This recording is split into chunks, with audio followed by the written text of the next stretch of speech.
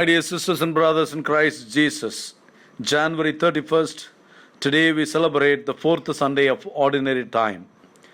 He taught them as one having authority, not as the scribes.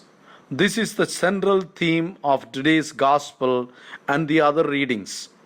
Jesus had authority and power when he was preaching and teaching and doing the acts of the kingdom of God. My dear friends, Jesus is the one who was foretold in today's first reading, Deuteronomy chapter 18.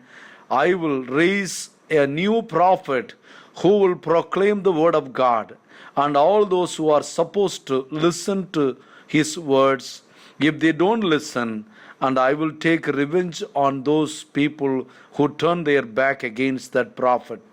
The prophet foretold in the book of Deuteronomy chapter 18, that is today's first reading, is the prophet Jesus himself. He is the powerful prophet, the word incarnate, the one who preached with authority and power, the one who was able to calm down the nature, the one who was able to cast away the demons and the evil spirit. So, what do we have as the message for this fourth Sunday of Ordinary Time? Every baptized Christian, by virtue of his or her baptism, is called to be a prophet.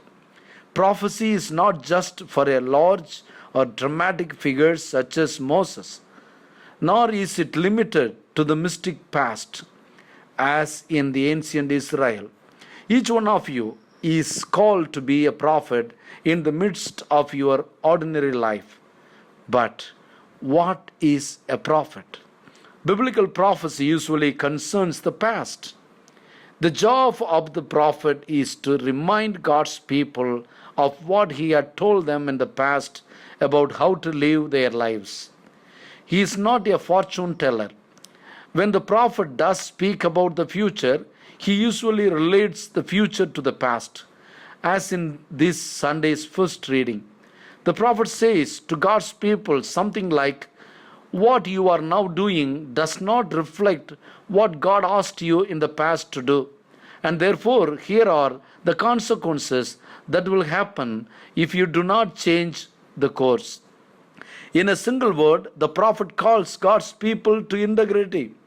The prophet sets before God's people the truth that their lives today must reflect the promises they made to God in the past, so that they can enjoy God's presence in their future.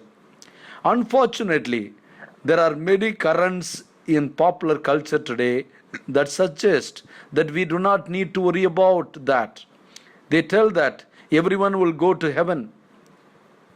This is why Christians hear very few sermons about sin today, much less about mortal sin.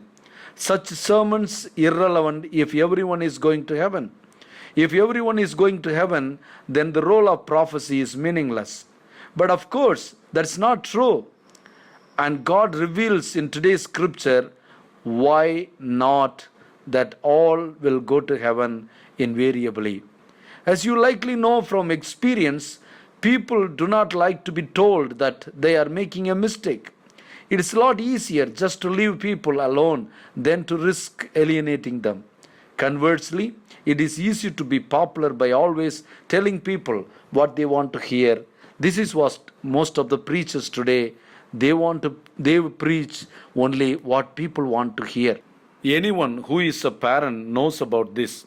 Often, a parent has a choice between, on the one hand, being popular, on the other hand, being faithful to the responsibility of pointing out not only current problems, but also problems that are coming down the pike. In addition to this responsibility, parents also know of a second important fact about leading their children. That action can be just as powerful, if not more powerful than words. Parents know instinctively how much their children watch them. One of the reasons why children watch their parents is to learn how to accomplish things, how to fish, how to ride a bike, how to read without mistakes.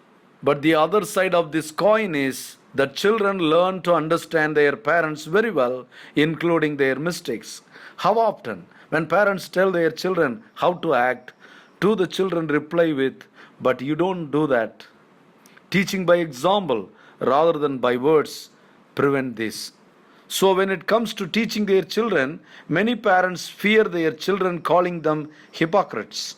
The fear of this single word, hypocrite, does more than anything else to tie the tongues of the parents, to prevent them from carrying out the prophetic office that God calls them to as parents.